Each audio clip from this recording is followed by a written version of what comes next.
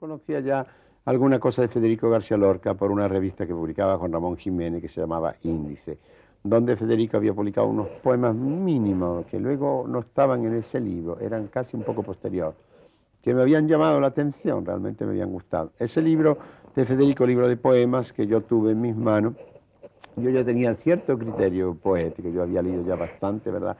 Pues es un libro que me gustó, pero que lo encontré muy desigual, que lo encontré en aquel momento al lado de cosas estupendas que ya parecían exactamente, se parecían a las cosas posteriores de Federico. Había todavía un canto a doña Juana la Loca o cosas históricas, en fin.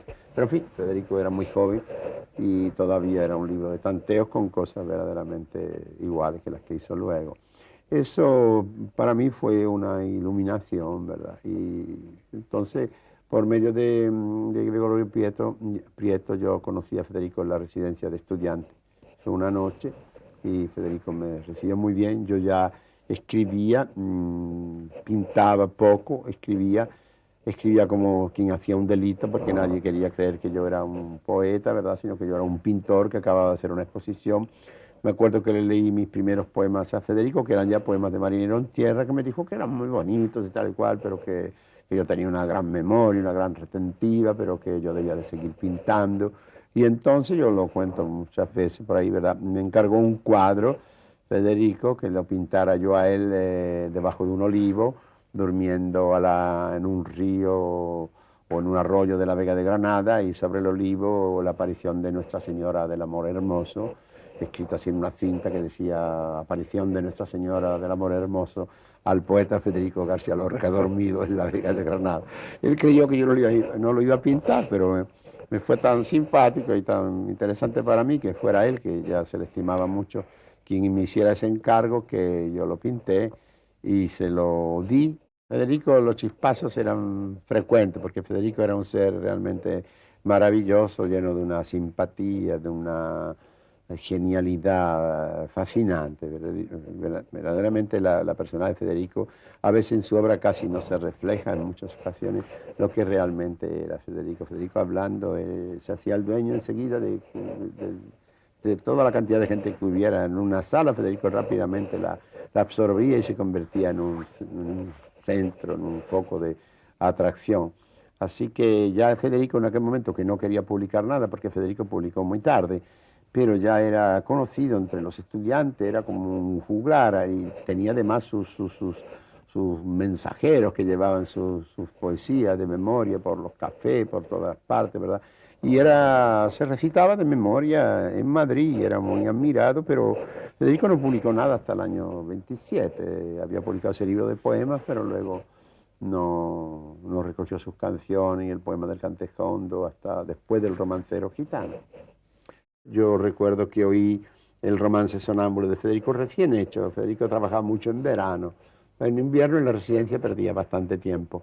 Y entonces me acuerdo que acababa de llegar en octubre a la residencia, y el poema que traía último era el Romance Sonámbulo, que es una de las cosas maestras del romancero gitano. Y se la oí yo allí en su cuarto, que eran como pequeñas celdas, donde estaba también Salvador Dalí, que era en aquel momento un muchacho lleno de genio, y no el mercachifle que es ahora, la persona desagradable. Hablando de Federico García Lorca, vamos a decir que ahora, en estos días, Rafael Alberti está trabajando en ilustrar una nueva edición del Romancero Gitano, y ha sido tan amable en traernos aquí algunas de estas ilustraciones que ustedes van a ser los primeros en conocer. Sí, esto es el último trabajo que yo empecé a hacer en Roma, ¿comprende? Es el Romancero Gitano, que tiene 18 o 19 romances, 18 o 19 aguafuertes, una para cada romance. He hecho además todas las mayúsculas de los romances y una serie de viñetas enormes. Es un trabajo grandísimo. Me faltan solo unos 4 por hacer. Este es más bien, es así, ¿verdad? Es una interpretación completamente diferente a lo que se ha venido haciendo, ¿verdad? Porque casi siempre se han hecho ilustraciones que de una manera u otra han sido un poco localistas, aparecen tricornios, aparecen... Este es de La casada infiel, donde yo más que nada sigo la metáfora. Aquella noche corrí el mejor de los caminos montado en potra de nácar. Entonces yo, en vez de hacer la ilustración de lo que dice exactamente, pues convierto a la mujer en caballo, hago una metamorfosis del poema para llegar a no caer en la ilustración al pie de la letra, de reproducir el hecho de una forma fotográfica, ¿verdad? Antes de seguir, puesto que hemos estado dedicando unos minutos a Federico García Lorca, ¿qué impresiones, qué noticias, qué vivencias dejó en usted Federico?